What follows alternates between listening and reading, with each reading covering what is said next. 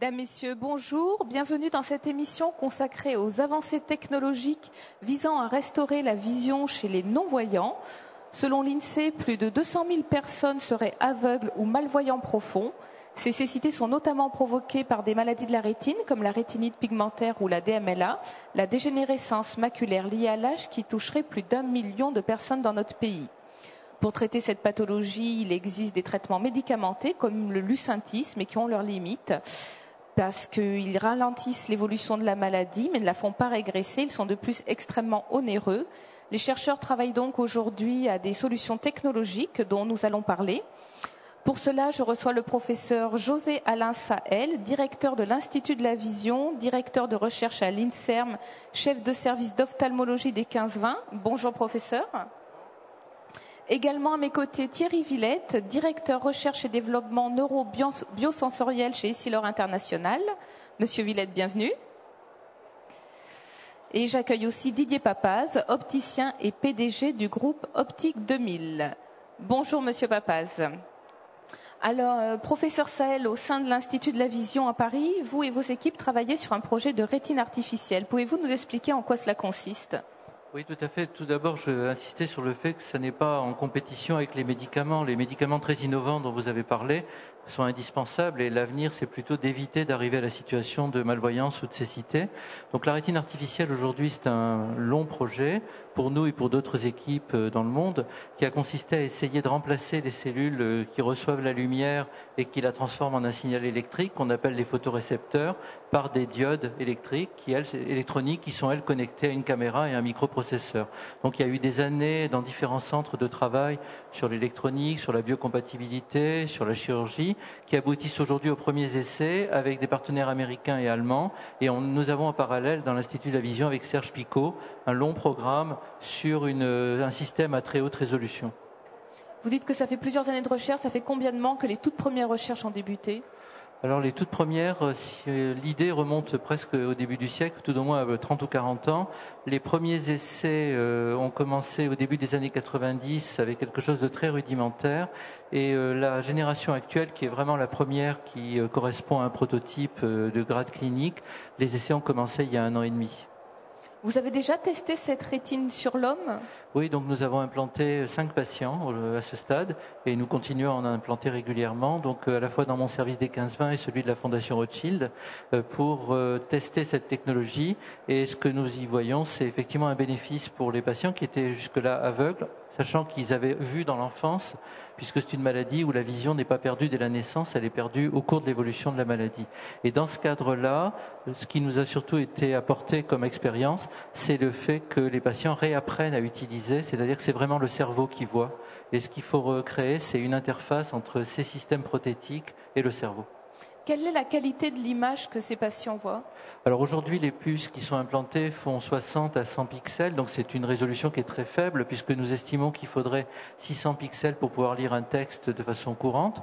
Cependant, ça leur permet de s'orienter, de reconnaître une porte, une fenêtre, si quelqu'un bouge à côté, de suivre un trottoir pour certains d'entre eux et même de reconnaître des formes.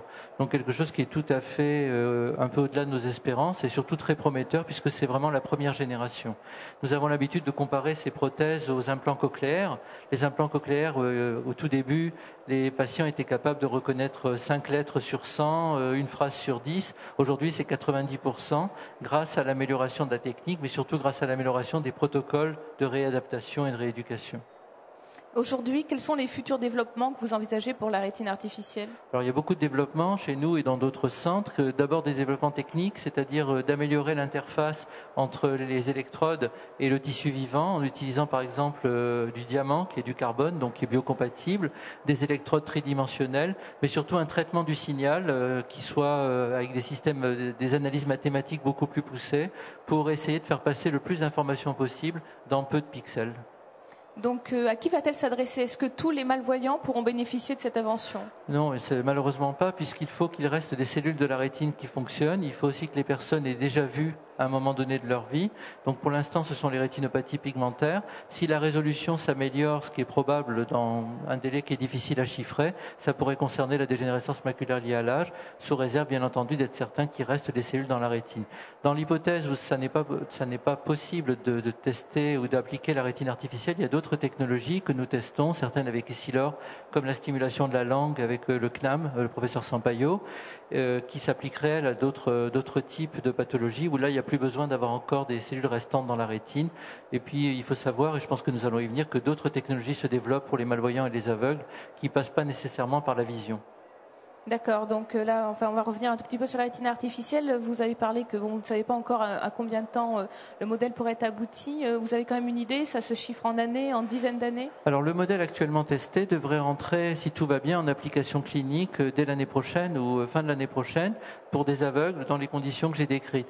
Mais c'est une génération, il y en aura d'autres qui vont suivre et je pense qu'il y aura une progression continue. Le plus important, c'était de montrer que ça pouvait marcher, que c'était bien supporté. Ça, c'est en train d'être démontré de façon très claire. Donc ça ouvre beaucoup de perspectives pour l'avenir. Mais encore une fois, en parallèle, il y a d'autres recherches sur la thérapie génique, d'autres recherches sur les greffes de cellules, les cellules souches qui là aussi sont relativement éloignées, les médicaments innovants. Donc c'est un ensemble d'innovations qui doit être envisagé pour lutter contre la malvoyance et la cécité, en se rappelant que la solution viendra d'une approche multidisciplinaire et que ça ne peut pas être une solution magique pour tout le monde en une fois. Parmi les recherches que vous venez de citer, laquelle vous semble la plus prometteuse pour l'avenir? Alors celles que j'ai citées sont toutes prometteuses dans une indication particulière. La thérapie génique a déjà fait la preuve de son efficacité sur une maladie qui rend aveugle dès la naissance certains enfants, l'amorose de Leber, qui est une forme très grave de rétinopathie pigmentaire. Les médicaments, donc nous avons travaillé depuis plus de 15 ans sur l'identification d'une protéine pour maintenir la vision centrale, et nous pensons que ça pourrait être très utile dans des stades de rétinopathie pigmentaire où il reste une vision centrale, et nous envisageons de la tester d'ici environ 1 an chez des patients. Il y a d'autres approches qui sont des approches cette fois-ci pour apporter d'autres gènes par thérapie génique. Et puis nous travaillons de façon très active sur quelque chose qui est un petit peu long à expliquer, mais c'est de transformer les cellules restantes de l'œil en cellules photoélectriques, même si ça n'était pas leur fonction initiale. C'est ce qu'on appelle l'optogénétique. Donc il y a un énorme projet international dans lequel nous sommes impliqués, qui aboutira dans les années qui viennent, à essayer de transformer les cellules restantes en cellules sensibles à la lumière. Et je pourrais parler à l'infini des différentes innovations. Chacune a une niche d'application qui va dépendre de la cause de la maladie, du stade d'évolution de la maladie et surtout de la rapidité avec laquelle la maladie évolue. Parce que pour parler des rétinopathies pigmentaires, certains patients ont une maladie qui avance très vite, d'autres beaucoup plus lentement, et il faut toujours peser le risque d'une innovation par rapport aux bénéfices qui peut en être attendu. Donc il n'y a pas de solution qui soit générique pour tout le monde, ce sera forcément de la médecine personnalisée, même si c'est de la technologie.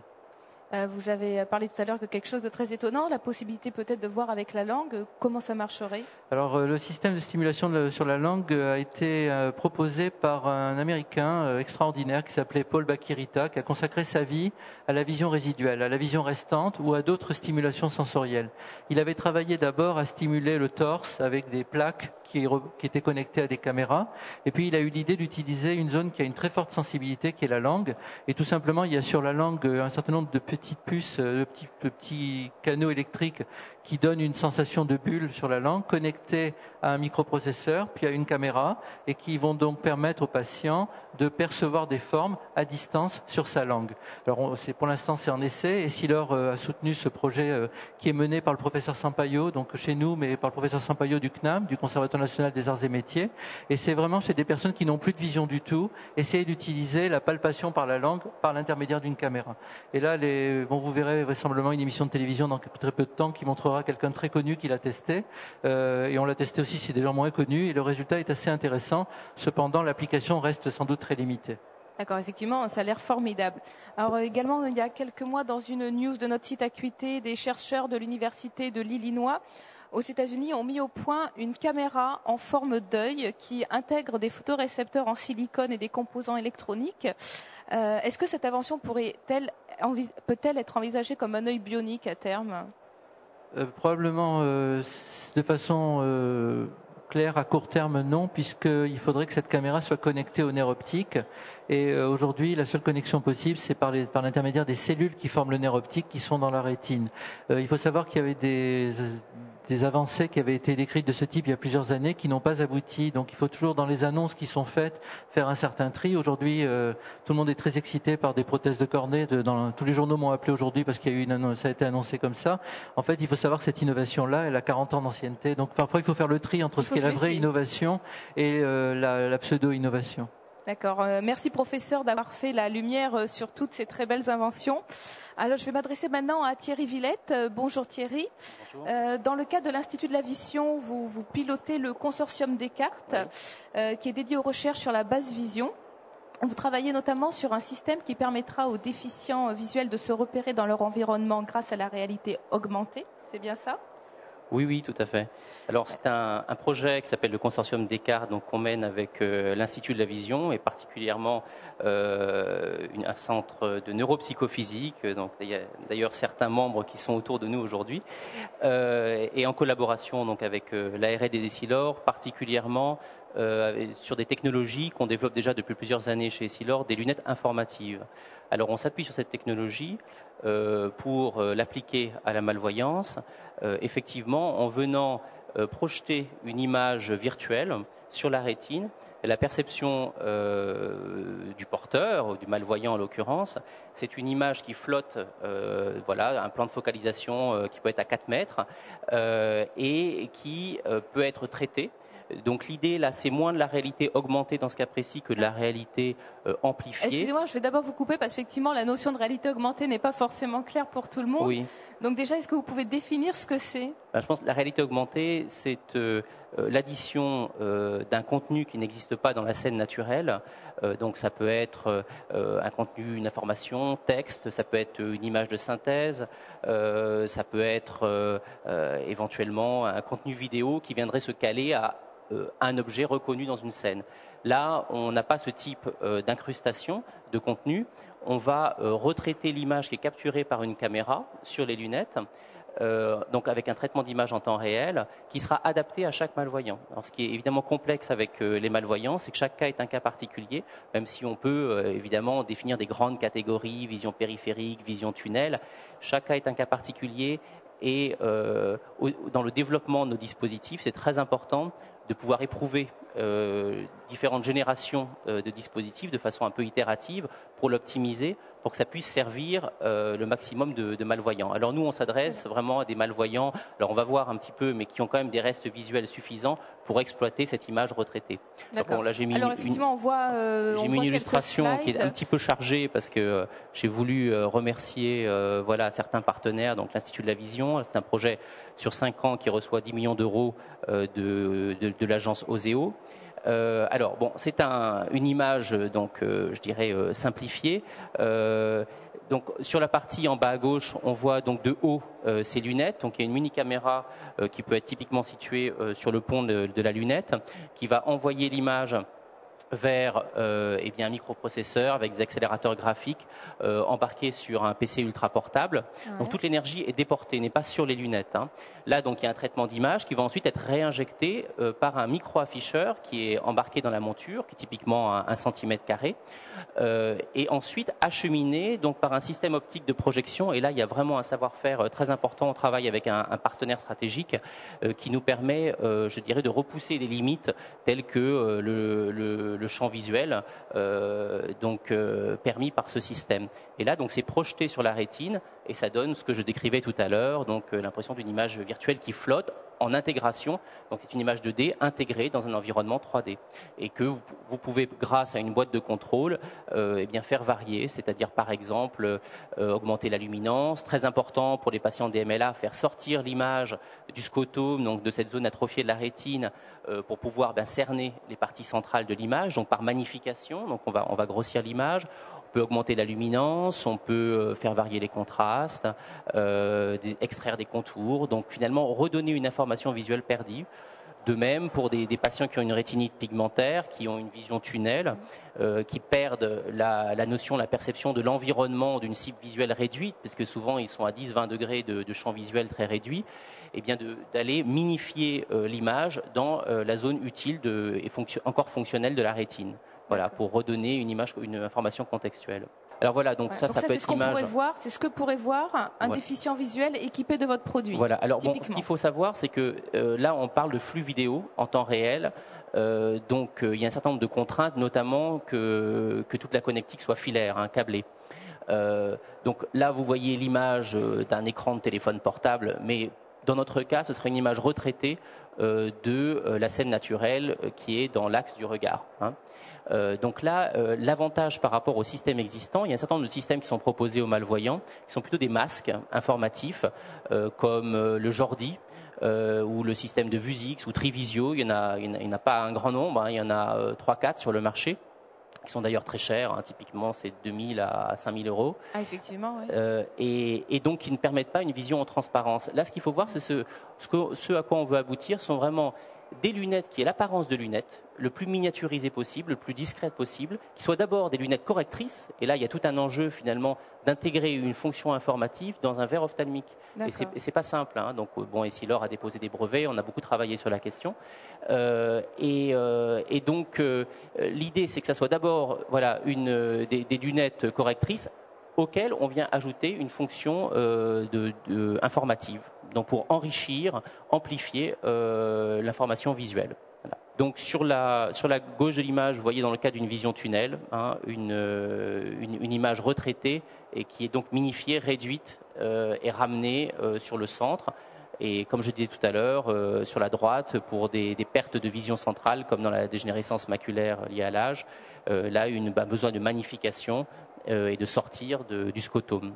Voilà. Et alors un exemple de traitement d'image, juste pour terminer, voilà, par exemple, ici on va rehausser certaines fréquences spatiales d'objets pour pouvoir les faire ressortir de façon plus saillante pour le malvoyant. Voilà. Vous en êtes où du développement de ce produit? Vous en êtes à l'état de prototype? Alors là, ce projet a démarré il y a 1 an. C'est un projet, je dirais, d'envergure et de longue haleine qui va nous occuper encore pendant bien 4-5 années. Donc on en est vraiment dans des prototypes exploratoires et comme je disais, c'est très important de pouvoir tester ces prototypes avec des malvoyants, je dirais très représentatifs, de toutes ces populations atteintes de pathologies dont on a parlé, et de pouvoir comprendre selon la déficience visuelle à laquelle on s'adresse. Donc il faut faire un bilan visuel, une exploration fonctionnelle de la vision de la personne. Ensuite, comprendre pour des tâches visuelles bien précises, correspondant à ses occupations quotidiennes, quel traitement d'image va pouvoir lui être bénéfique. Ouais.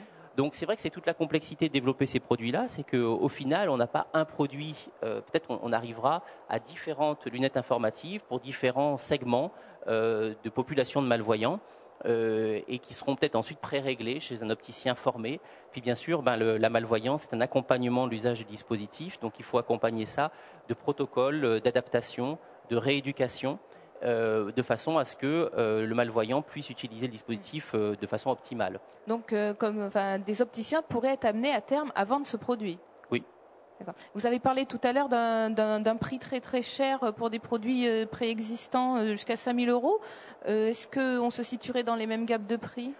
Je pense qu'on sera en dessous de ce prix-là. Alors c'est très difficile et très glissant comme conversation là sur la fixation du prix. Bon, ça c'est un autre registre. Alors évidemment, en tout cas ça pose la question de tout le modèle de remboursement de dispositifs qui ont un coût important pour le malvoyant. Et je crois que là il y a beaucoup de chemin à parcourir et beaucoup de spécificités locales, même entre la France et les autres pays européens. Donc là, je crois qu'il y aura besoin de lobbying important pour la prise en charge de ces coûts pour les malvoyants.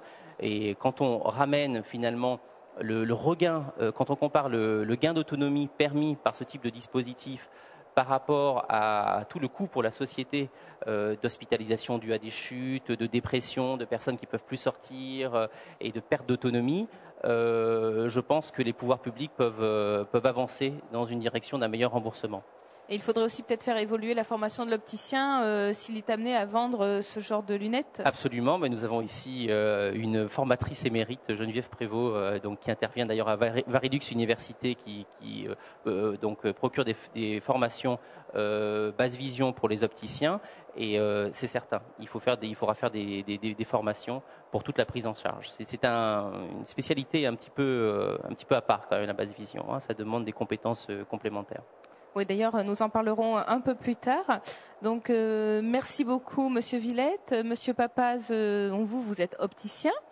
Vous êtes PDG du groupe Optique 2000, qui est, par le biais de sa fondation, partenaire de l'Institut de la Vision. Pourquoi vous êtes-vous investi dans ces recherches qui, à première vue, semblent très éloignées du quotidien de l'opticien? Venir dans un cadre plus général, dans notre pays, la recherche est bien souvent financée par l'État. Et c'est vrai qu'on va toujours chercher de l'argent vers l'État.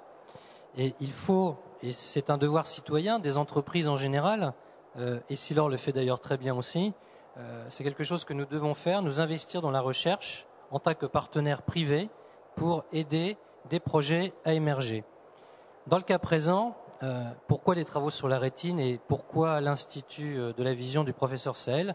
Eh bien parce que nous sommes confrontés dans nos magasins au quotidien à la détresse d'un certain nombre de nos clients âgés qui souffrent de DMLA, qui ne savent pas trop quoi faire, qui sont dans un parcours qui paraît un petit peu compliqué, qui n'ont pas forcément les interlocuteurs les plus compétents, qui n'ont pas forcément l'information en face d'eux. Donc ces gens-là, nous sommes confrontés à leur détresse. Et c'est vrai que ce que nous souhaitons, comme tout le monde, c'est que leurs yeux voient mieux, qu'on puisse trouver des solutions pour améliorer la qualité de leur vision à travers de la recherche qui est faite au niveau de la rétine. Notre intérêt, c'est un intérêt commun, c'est un intérêt d'avoir des personnes qui ne soient pas aveugles demain, mais des personnes qui puissent continuer à voir, à percevoir les choses et à rester socialisées. Donc ça, c'est notre objectif. Et lorsque nous avons rencontré le professeur Sahel, nous avons été séduits par son projet. Alors, il est modeste, le professeur Sahel, parce que il ne parle pas de la complexité et des galères qu'il a dû endurer pour monter l'Institut de la Vision. Parce que l'Institut de la Vision, c'est tout d'abord le premier partenariat public-privé qui a vu le jour en France. Et je rappelle que c'est un institut de recherche qui est pratiquement unique au monde. Donc c'est quelque chose d'extrêmement puissant, qui a une très grande valeur aussi d'exemple. Et on a la chance que ça se soit fait en France. Parce que vous savez, le professeur Sahel a eu des propositions à l'étranger. Il a souhaité rester en France. Il a essayé de fédérer des énergies qui étaient parfois contradictoires. Il a réussi. Il a construit l'Institut de la Vision. Il a trouvé des partenaires. Et bien sûr, on ne pouvait pas dire non parce que c'était vraiment une belle démarche. Et puis, nous avons la chance d'avoir un chercheur de premier plan mondial en France.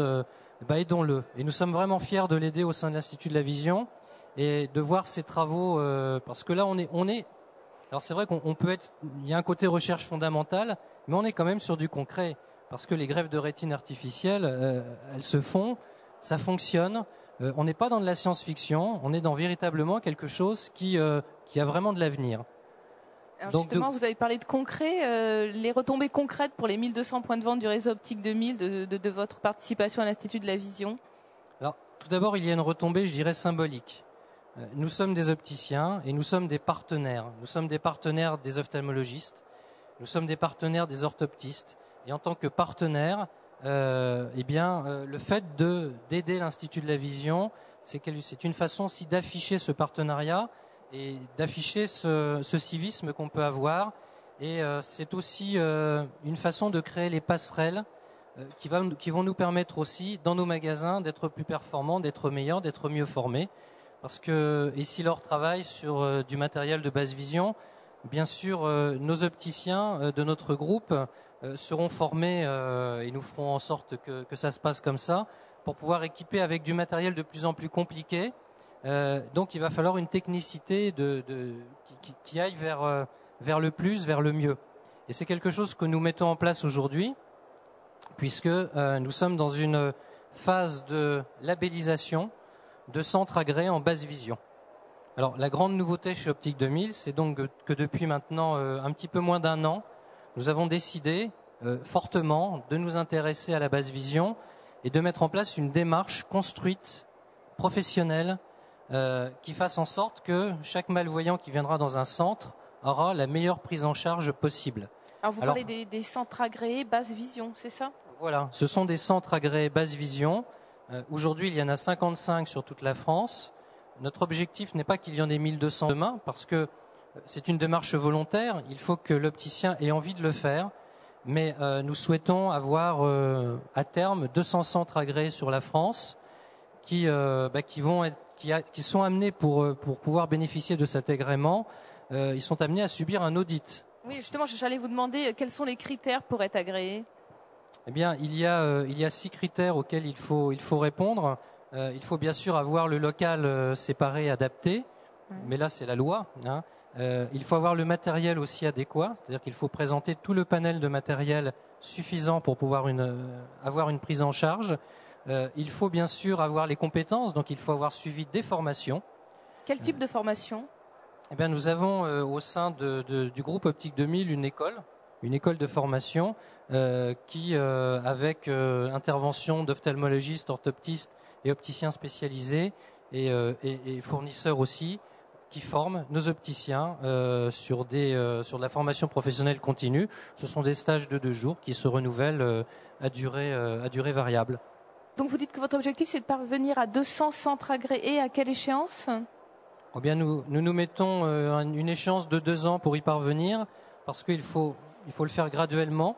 Il faut bien sûr former d'abord les opticiens, il faut les sensibiliser, et puis il faut qu'ils puissent être audités. Donc il faut qu'ils attendent pour être audités, parce que nous n'avons pas une centaine d'auditeurs. Nous avons quelques personnes qui vont sur le terrain, qui passent une demi-journée avec l'opticien et qui voient ensemble un cas de personnes malvoyantes. Et cet auditeur ensuite rapporte un dossier. Et ce dossier est examiné par une commission technique. D'ailleurs, j'en ai une qui se réunit aujourd'hui, qui est en train de travailler sur les dossiers, sur les agréments. Cette commission technique est composée d'ophtalmologistes, d'orthoptistes et d'opticiens, et elle donne ou elle ne donne pas le label. Mais elle est extrêmement rigoureuse et extrêmement objective. Donc parfois, on refuse le label. À ce moment-là, on dit à l'opticien, écoutez, il faut vous former, ou vous n'avez pas suffisamment de matériel, ou il y a encore des efforts à faire. Et puis il repasse quelques mois après et on essaye d'obtenir l'agrément. Donc une vraie démarche construite. Notre objectif est qu'une personne malvoyante trouve un centre de basse vision agréé à une distance inférieure à 80 km. Monsieur Sahel, que pensez-vous de cette initiative des centres agréés basse vision Optique 2000? Je pense que ça fait partie d'une initiative qui aurait dû d'ailleurs être conduite par les pouvoirs publics, mais c'est bien que ça soit conduit par différents groupes, et en particulier celui de Optique 2000. Et il faut savoir que le rapprochement aussi des Silor par rapport à la basse vision est un événement important.